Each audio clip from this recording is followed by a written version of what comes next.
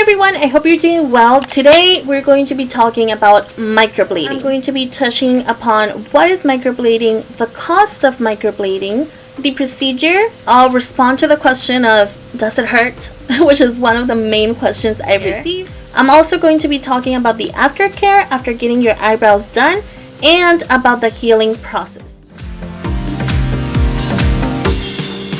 So technically, microblading is a form of tattooing.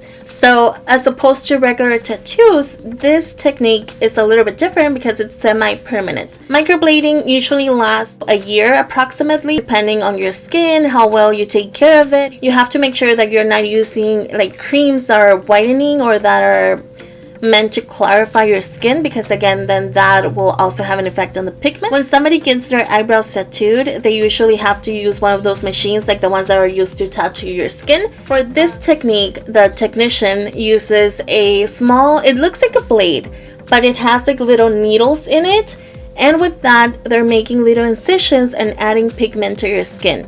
Microblading is used to create the illusion of having hair. So it's not, and I've seen a lot of tattoos where it's just the color and the pigment being deposited, but for me, and again this is based on what I've seen online and the research that I did, I think that one of the differences is that with microblading you can actually see the creation of the little hairs, which kind of gives a more natural effect.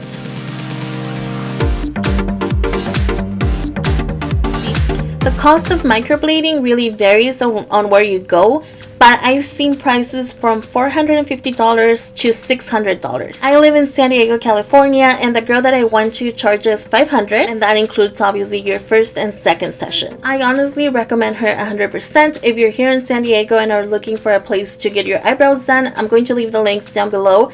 Even if you're not from San Diego but you want to see her work, definitely go check her out. I've also seen places that charge partially for the first session and then charge you for the second session once that comes about, but 99.9% of the places that I've seen online charge everything up front.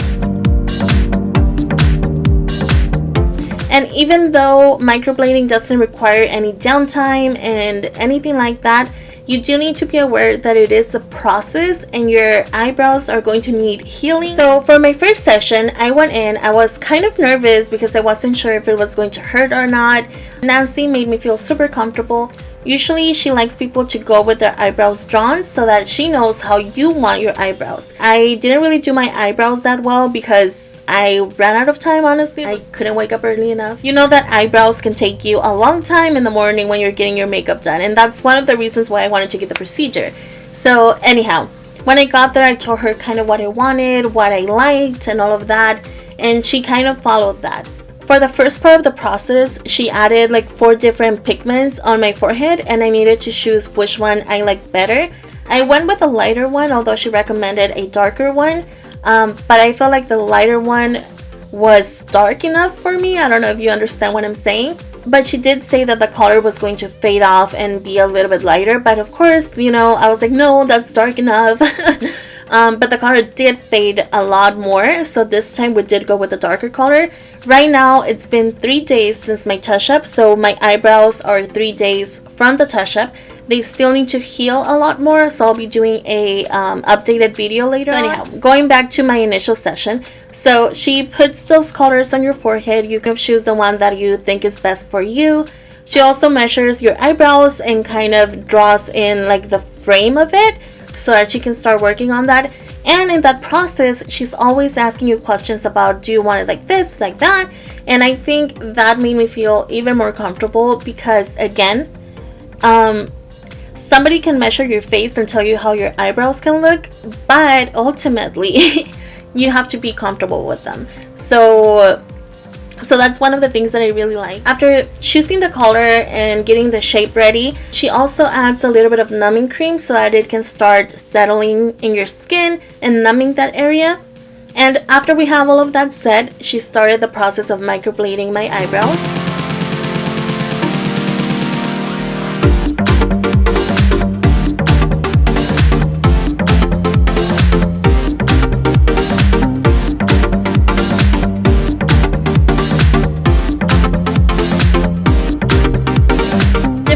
have different pain tolerance levels, so be aware of that. I tend to tolerate pain very well, and during the first session I didn't really feel anything at all. I could hear like the blade scraping my eyebrows, but I couldn't really feel it.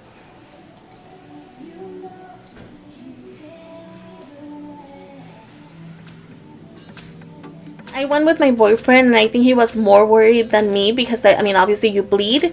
So he would always come up to me and say, "Are you okay?" I'm like, "Yes, I'm okay. I can't feel anything." Towards the end of the microblading, I did start to feel a little bit more of quote unquote pain, but it wasn't painful. It was just, you could feel it kind of sting a little bit.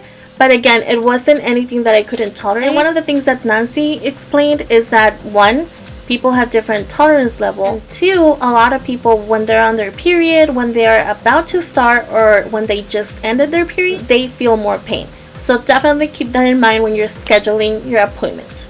A couple of times during the procedure, Nancy had me sit up and look at my eyebrows and tell her if there's anything that I wanted changed, or if I wanted like the little tail longer or not. And I really, really like that because it made me feel like I also had a say into how I wanted my eyebrows. After the procedure, she gave me a sheet with instructions on how to take care of your eyebrows. And you're not supposed to be doing a lot of exercise or sweating a lot during that week after getting your eyebrows done during the healing process. And you also have to keep in mind that you did get little tiny incisions, so you need to be taking care of that area. You have to stay away from the sun and all of that because, as you know, your skin is more sensitive in that area since it does have like the little incisions. For the aftercare, different technicians have different recommendations. The most common is the use of Aquaphor. My technician recommended coconut oil because it heals more holistically. So this is what I use most of the time. However, since I did have to go to work and I didn't want my eyebrows to look super shiny, I would use Aquaphor on my eyebrows during those days. And then I would get home and wet one of these and kind of clean out the product and the excess. And then I would apply coconut oil. And again, you have to do it about 2 to 3 times a day. You have to keep that area hydrated. During the healing process, which again can take up to 6 days, you're not supposed to wet your face or wet your eyebrows. So I would very, very carefully clean out my face from the bottom, put a little bit of water, with my hand. And then when I shampooed, I would also kind of clean my forehead with my cleanser and pull the water that way. And just let it kind of go behind me.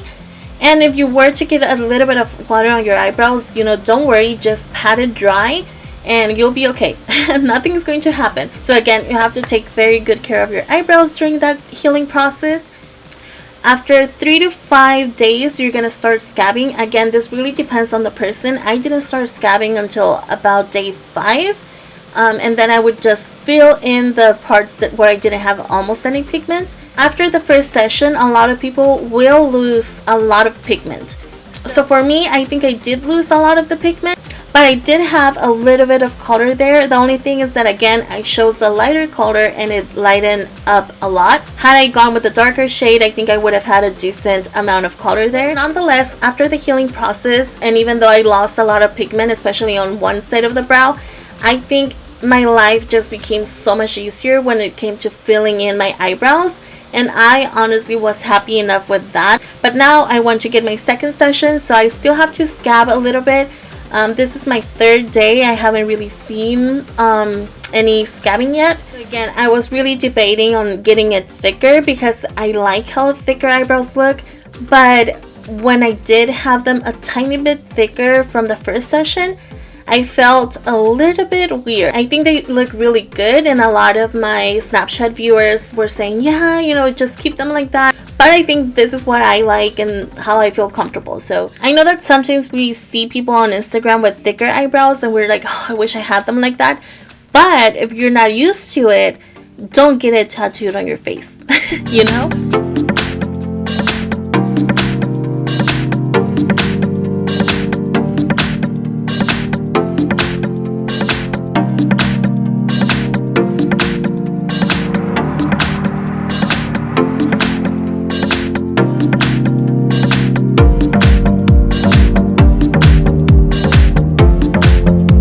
are like me and you have very thin and very light eyebrows, I would definitely recommend looking into microblading. I cannot tell you how much I hated doing my eyebrows every day. And like I told you, after the first session, even though I didn't have a lot of pigment, just having like the actual frame to kind of guide myself made it so much easier. So I cannot wait to be fully healed. If you have any questions whatsoever, definitely leave them down below. I'll try to answer them as soon as I can. So this is my microblading experience. I hope that this video helped you a little bit at least.